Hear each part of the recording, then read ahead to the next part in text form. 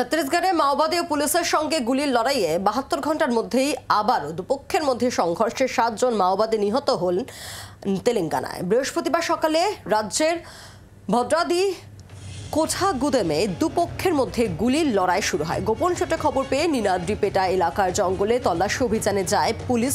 তখনই পুলিশকে লক্ষ্য করে গুলি চালাতে থাকেন মাওবাদীরা।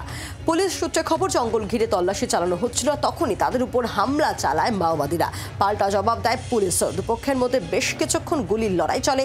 এই ঘটনায় ৭ মাওবাদী নিহত হন।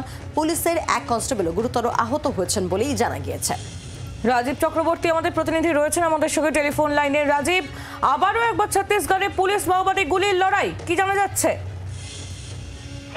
দেখো, এতুরু নাগারাম যে বন জঙ্গল, সেই জঙ্গলে পুলিশ মাওবাদী সংঘর্ষ এবং এটি তেলেঙ্গানা ছত্তিশগড়ের সীমান্তবর্তী এলাকা এবং সেখানে ৭ জন মাওবাদীর মৃত্যু হয়েছে, যেটা পুলিশের বড় সাফল্য। এবং যেটা জানা যাচ্ছে যে বেশ কিছু আগ্নেয়াস্ত্র তাদের কাছ থেকে উদ্ধার করা গিয়েছে এবং এই যে ৭ মাওবাদী নিকেশ করা গিয়েছে সেখানে তারা একেবারে পুলিশের হিট লিস্টে ছিল এবং তাদের দীর্ঘদিন ধরেই তল্লাশি চলছিল। তাদের সন্ধানে বিভিন্ন জায়গায় খোঁজ চালাচ্ছিল পুলিশ।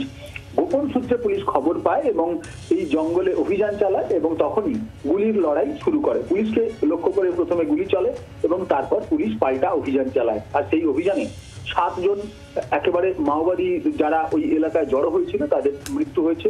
পুলিশ জানিয়েছে যে বেশ কিছু অত্যাধুনিক আগ্নেয়াস্ত্র উদ্ধার করা গিয়েছে, যেটা ছত্তিশগড় এবং তেলেঙ্গানা লাগোয়া সীমান্ত এলাকায় এই জঙ্গল, সেই জঙ্গলে এই ঘটনা ঘটেছে। যেটা পুলিশ সূত্র আরো জানাচ্ছে যে গোপন সূত্রে খবর ছিল যে এখানে মাওবাদীরা জড়ো হয়েছেন, তাদের কিছু বিশেষ কর্মসূচি ছিল এবং তাদের বৈঠক ছিল জঙ্গলের মধ্যে।